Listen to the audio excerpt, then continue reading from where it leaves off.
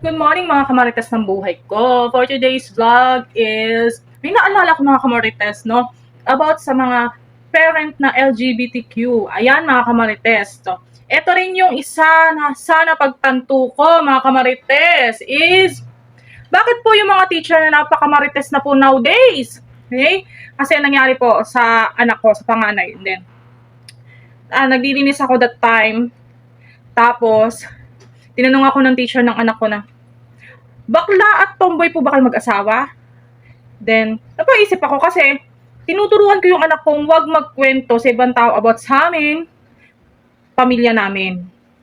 And then, nag-smile lang ako. And then, nung pag-uwi na, galing sa school, pag-uwi namin sa bahay, tinanong ko na yung anak kong panganay. And then, I told my son na, may sinabi ka ba about sa atin, tungkol sa atin, dun sa school nyo, sa teacher nyo, o sa classmate? And then, my son said to me na, wala po.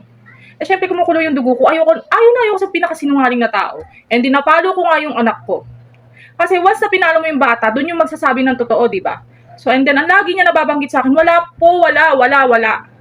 And then, napagtanto ko rin that time na chismosa pala ang teacher. Oh, di ba? Bakit chismosa? Kung naku-curious kayo sa mga LGBTQ, mga kamarites, obvious naman, di nyo naman na kailangan pagtanungin. Kaya, ang may isip tuloy ng parents sa teacher is, chismoso, no?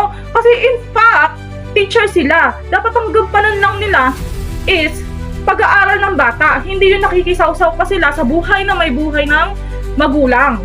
Di ba? So, bakit ganun? Napapaisip ako, bakit ganun yung teacher ngayon na napaka-chismosa? Kung tutusin, wala po kami pakialam sa teacher. Hindi po namin pinapakalam ang buhay ng teacher. Pero, bakit ganun na umo-over sila na react? Bakit? Di porket naka-boycott? Diba?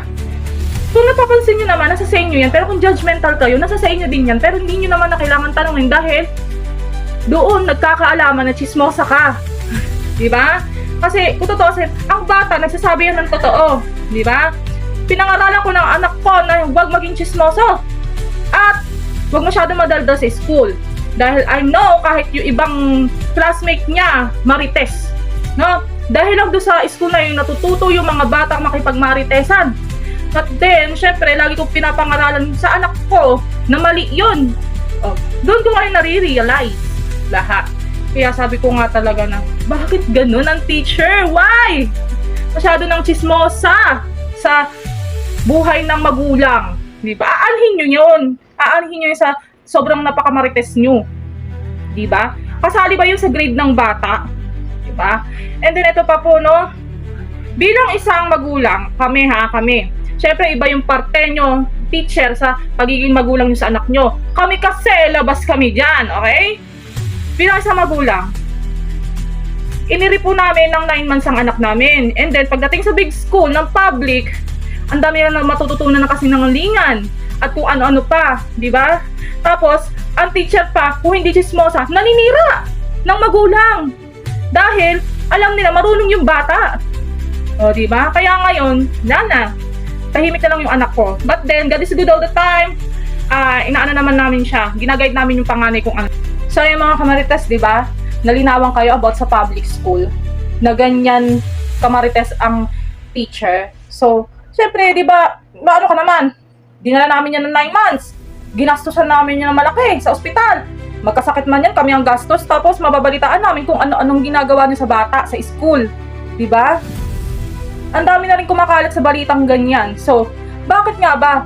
Nakapagtapos kayo ng pagiging teacher, kung ano yung ginawa sa inyo ng mga teacher ng college, kailangan gawin nyo din sa mga bata nowadays. No? Ginusto nyo kasi yung teacher na yan dahil nga may mga makukuha kayong incentive or what, may makukuha kayong loan or what sa pagiging teacher.